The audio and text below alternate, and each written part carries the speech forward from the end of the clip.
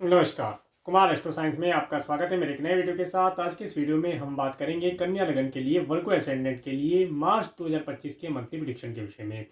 तो आइए सबसे पहले बात करते हैं प्लेनेटरी मूवमेंट के विषय में।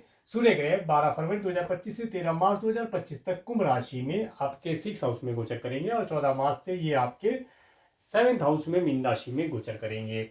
मंगल ग्रह 21 जनवरी 2025 से 2 अप्रैल 2025 तक मिथुन राशि में आपके 10th हाउस में गोचर करेंगे। देवगुरु बुध ग्रह 27 फरवरी 2025 से 6 मई 2025 तक मीन राशि में डिबिलिटेटेड होकर के आपके 7th हाउस में गोचर करेंगे, जिसमें कि 15 मार्च 2025 से 6 अप्रैल 2025 तक अप्रोक्सीमेटली 24 डेज के लिए यहाँ पर ये रेट्रोगेशन की अवस्था में गोचर करेंगे। देवगुरु बृहस्पति 1 मई 2024 से 13 मई 2025 तक वृषभ राशि में आपके 9th हाउस में गोचर करेंगे।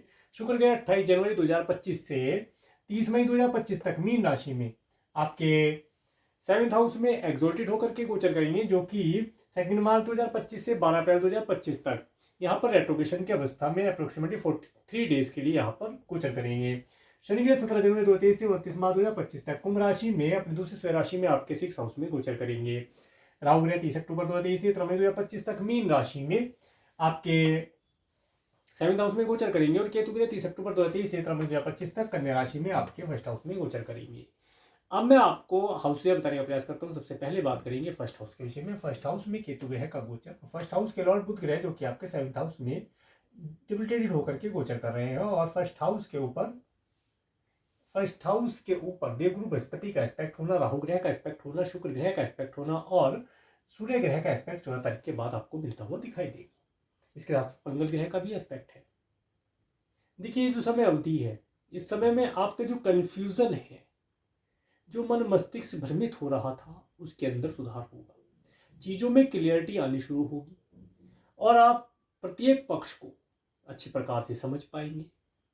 कौन व्यक्ति कैसा है, उसके मन के अंदर क्या है और उसके वाणी पर क्या है, या वो प्रत्यक्ष रूप में आपसे कैसा व्यवहार करता है, इन सब चीज़ों के बारे में आपको क्लियरिटी प्राप्त हो जाएगी।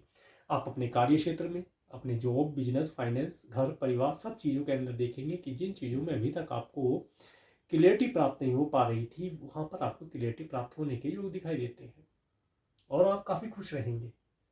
ये समय अवधि आपको लव रिलेशन होना, स्पाउस के साथ अच्छे आनंददायी जीवन का सुख प्राप्त करने जैसे योग मिलते हुए दिखाई देते हैं।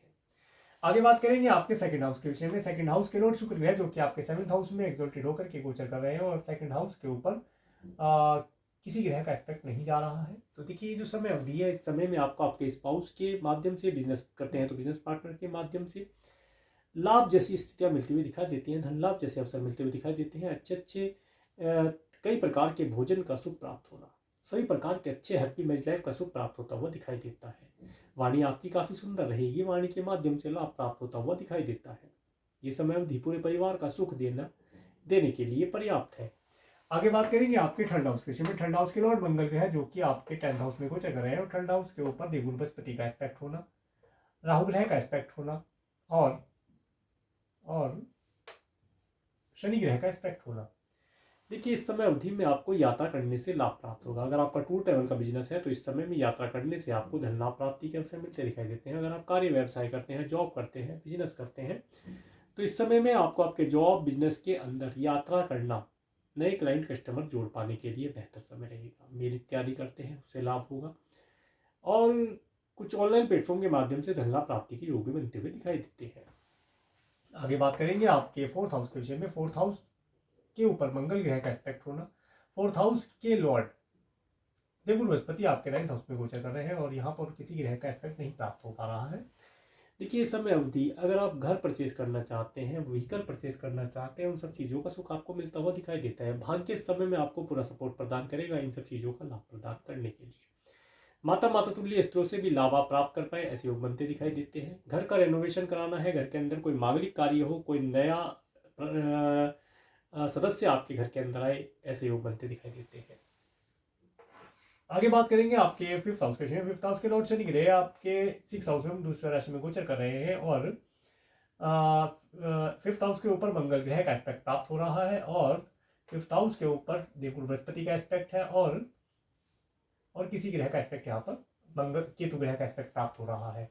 देखिए जो स्टूडेंट है इस समय में विशेष तौर से स्टूडेंट को अपनी एजुकेशन के ऊपर फोकस करके चलना है, थोड़ा सा भी एजुकेशन से इधर उधर ध्यान ना करें, क्योंकि ये समय अवधि आपको आपकी एजुकेशन से हटा सकती है। इसके असर जो बच्चे छोटे हैं जो स्पोर्ट इत्यादि खेलते हैं, जिम्नास्टिक या जिम्नास्टिक है या जितने भी प्रकार के स्पोर्ट हैं, आर्मी मिलिट्री नेवी है इत्यादि में जाने का प्रयास करते हैं, तो थोड़ा सोच समझ के अपने बर्थ चार्ट का विश्लेषण करा के आगे बढ़ेंगे तो लाभ प्राप्त होगा। अदरवाइज आप गलत ट्रैक पर जा सकते हैं, जिसकी वजह से आपका करियर परेशानी में आ सकता है। आगे बात करेंगे आपके 6 हाउस के विषय में। 6 हाउस में शनि ग्रह का गोचर और आपकी स्वराशि में सूर्य ग्रह साथ में है और 6 हाउस के ऊपर किसी ग्रह का एस्पेक्ट प्राप्त नहीं हो रहा है। देखिए ये समय अवधि, इस समय अवधि में आप अगर किससे ऋण लेना चाहते हैं, ऋण आपको प्राप्त हो जाएगा। आपका एनिमी है स्वतः ही नष्ट हो जाएगा और सरकारी व्यक्तियों के द्वारा उसे दूर हटा दिया जाएगा। आपने किसी को ऋण दिया था, आपका ऋण इस समय में आप वसूल सकते हैं, आपको प्राप्ति हो जाएगी। अपनी हेल्थ का थोड़ा ध्यान रखेंगे तो लाभ प्राप्त होगा। आगे बात करेंगे आपके 7th हाउस के विषय में। 7th हाउस में शुक्र ग्रह एक्सोल्टेड होकर के गोचर कर रहे हैं, राहु ग्रह और बुध ग्रह है। बुध ग्रह डिबिलिटेटेड है और सूर्य ग्रह आ जाएंगे और यहाँ पर केतु ग्रह का एस्पेक्ट प्राप्त हो रहा है और किसी ग्रह का एस्पेक्ट यहाँ पर नहीं जा रहा है। देखिए इस समय अवधि में आपको, अगर आप मैरिड हैं तो अच्छी मैरिज लाइफ का सुख प्राप्त होता दिखाई देता है। अच्छी हैप्पी मैरिज लाइफ का सुख इस समय में आपको प्राप्त हो। अपोजिट सेक्स वाले व्यक्तियों के साथ आनंद की प्राप्ति हो। व्यापार व्यवसाय में आपको अचानक से उन्नति के योग मिलते हुए दिखाई देते हैं, परंतु डॉक्यूमेंटेशन करते समय थोड़ा सा केयरफुल रहिएगा। गवर्नमेंट के साथ अगर कोई मिलकर के वो आप कोई साइन करते हैं पेपर, तो बहुत केयरफुल करिएगा, लाभ प्राप्त होगा। ये समय अवधि स्पाउस से और बिजनेस पार्टनर से लाभ प्राप्त करना, आनंद और सुख की प्राप्ति करना, हैप्पी मैरिज लाइफ का सुख देने के लिए बेहतर है। आगे बात करेंगे आपके 8th हाउस के विषय में। 8th हाउस के लॉर्ड मंगल है जो कि आपके 10th हाउस में गोचर कर रहे हैं और 8th हाउस के ऊपर शनि ग्रह का एस्पेक्ट प्राप्त हो रहा है और किसी ग्रह का एस्पेक्ट प्राप्त नहीं हो रहा है। देखिए इस समय अवधि में आप जो भी व्हीकल चलाते हैं थोड़ा केयरफुल ड्राइव कीजिएगा, वाहनों से थोड़ा बचकर रहिएगा। ऑफिस जा रहे हैं, ऑफिस से घर आ रहे हैं, कार्य व्यवसाय के लिए कहीं जा रहे हैं या यात्रा करते हैं तो केयरफुल कीजिएगा। वाहनों को स्पीड लिमिट में चलाइएगा, रूल रेगुलेशन फॉलो कीजिएगा, ड्राइवर साथ रखेंगे तो बहुत बेहतर रहेगा। इस समय अवधि में कुटुंब के सदस्यों से किसी प्रकार की कोई परेशानी प्राप्त हो सकती है, उसके लिए केयरफुल रहें। अपने मन मस्तिष्क में शांति बना के रखें, तभी लाभ प्राप्त होगा। इसके बाद बात करेंगे आपके 9th हाउस के विषय में। 9th हाउस में देवगुरु बृहस्पति का गोचर, 9th हाउस के लॉर्ड शुक्र गए जो कि आपके 7th हाउस में एक्सोल्टेड होकर के गोचर कर रहे हैं और 9th हाउस के ऊपर केतु ग्रह का एस्पेक्ट प्राप्त हो रहा है और किसी ग्रह का एस्पेक्ट नहीं है। देखिए ये समय अवधि, इस समय में यात्राएं करने से लाभ होगा। आप धार्मिक यात्राएं करें और इसके साथ साथ इस समय में स्पाउस के साथ, बिजनेस पार्टनर के साथ यात्राएं करना नेम फेम बढ़ाने वाला और आनंद और सुख प्रदान कराने वाला रहेगा। ये समय आपके लिए यात्राओं से सुख की प्राप्ति होना, धन लाभ होना जैसे योग बनाता हुआ दिखाई देता है। आगे बात करेंगे आपके 10th हाउस के विषय में। 10th हाउस में मंगल ग्रह का गोचर और 10th हाउस के लॉर्ड बुध ग्रह जो कि आपके 7th हाउस में एक्सोल्टेड होकर के गोचर कर रहे हैं, डिबिलिटेटेड होकर के गोचर कर रहे हैं और 10th हाउस के ऊपर किसी ग्रह का एस्पेक्ट प्राप्त नहीं हो रहा है। देखिए ये जो समय अवधि है, इस समय में कार्य व्यवसाय में लाभ होना, नई मशीनरी लाना, परंतु डॉक्यूमेंटेशन का जो भी कार्य है या कोई अगर आप ट्रैवल कर रहे हैं तो डॉक्यूमेंट को केयरफुल करके ट्रैवल कीजिएगा, लाभ प्राप्त होगा। जॉब के अंदर, बिजनेस के अंदर क्रोधित होने से बचिएगा, लाभ प्राप्त होगा।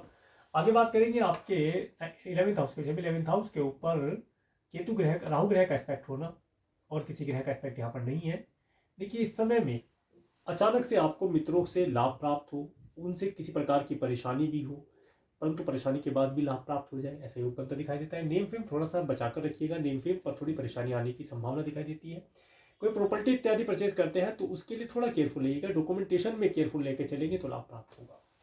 आगे बात करेंगे आपके 12th हाउस के विषय में। 12th हाउस के लॉर्ड सूर्य ग्रह जो कि आपके 6 और 7th हाउस में गोचर करेंगे और 12th हाउस के ऊपर शनि ग्रह का एस्पेक्ट प्राप्त हो रहा है और किसी ग्रह का एस्पेक्ट यहाँ पर प्राप्त नहीं हो रहा है। देखिए जो समय अवधि है, इस समय अवधि में जैसे कि मैंने पहले बताया कि डॉक्यूमेंटेशन करते हैं तो केयरफुल लेके करिएगा। सरकार से रिलेटेड व्यक्तियों के लिए आपका कुछ धन खर्च करना पड़ सकता है और पिता तुल्य व्यक्तियों के लिए भी यहाँ पर आपका कुछ धन खर्च ऐसा योग बनता हुआ दिखाई देता है।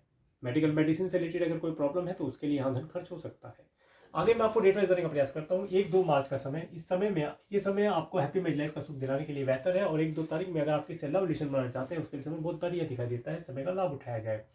3-4 मार्च का समय, इस समय में आपको विशेष तौर से ये समय आपको ऑब्स्टेकल देने वाला रहेगा। इस दिन आपके कार्यों के अंदर विघ्न बाधाओं के बाद कार्यों का पूर्ण होना, पैतृक संपत्ति का सुख प्राप्त होना, मेंटली छोटा स्ट्रेस रहना, इन सब चीज़ों का लाभ प्राप्त होता हुआ दिखाई देता है। तो इन सब चीज़ों में थोड़ा सा केयरफुल रहिएगा। पैतृक संपत्ति का लाभ होगा परंतु मेंटली स्ट्रेस के बाद प्राप्त होगा, ऐसा योग बनता हुआ दिखाई देता है। इसके बाद 5-6 मार्च का समय आपको धन देने वाला रहेगा। इस समय में लॉन्ग डिस्टेंस के ट्रैवल करना चाहते हैं तो ये लोग फॉरेन जाना चाहते हैं उनके लिए बहुत अच्छा है। इस दिन आप धार्मिक रहेंगे, धार्मिक कार्यों करने से आपको लाभ की प्राप्ति होगी और राज्य शासन सरकार सत्ता से रिलेटेड व्यक्तियों के द्वारा आपके कार्य पूर्ण किए जाना ऐसे योग बनता हुआ दिखाई देता है। 7-8 मार्च का समय, 7 और 8 मार्च का समय जो जॉबलेस है उन्हें जॉब, व्यवसाय, व्यापार इत्यादि में इस दिन प्रयास करना चाहिए, उन्नति के लिए लाभ प्राप्त होगा। और अगर आप बिजनेस, आप कोई फैक्ट्री इत्यादि है उसके अंदर आप कोई नया प्रोडक्ट, सर्विस या मशीनरी लाना चाहते हैं उसके लिए समय बहुत बेहतर है, इस समय में लाया जाए तो लाभ प्राप्त होगा। इसके बाद 9-10-11 मार्च का समय, ये समय आपको धन देने वाला रहेगा। इस समय में धन का आगमन होना, मित्रों का सुख होना, पारिवारिक सुख मिलना, नेम फेम की प्राप्ति होना दिखाता है। 12-13 मार्च का समय, ये समय आपको आपके लिए एक्सपेंसिव रहेगा। इस दिन आपको अपने धन को डोनेशन इत्यादि के कार्यों पर खर्च कीजिएगा। अदरवाइज आपका धन किसी आपके स्वयं की हेल्थ के लिए, आपके किसी फैमिली मेंबर या रिलेटिव की हेल्थ के लिए यहाँ पर खर्च होता हुआ दिखाई देता है। 14-15-16 मार्च का समय, इस समय में आप काफी खुश रहेंगे। 14-15-16-17-18-19-20-21 मार्च तक का समय, इस समय आपको धन देने वाला रहेगा। पारिवारिक सुख प्राप्त होगा, मान सम्मान की प्राप्ति होगी, अच्छे स्वादिष्ट भोजन का लाभ होना, कहीं धार्मिक कार्य या कोई मांगलिक कार्य में आपको जाने का अवसर प्राप्त हो ऐसा बनता हुआ दिखाई देता है।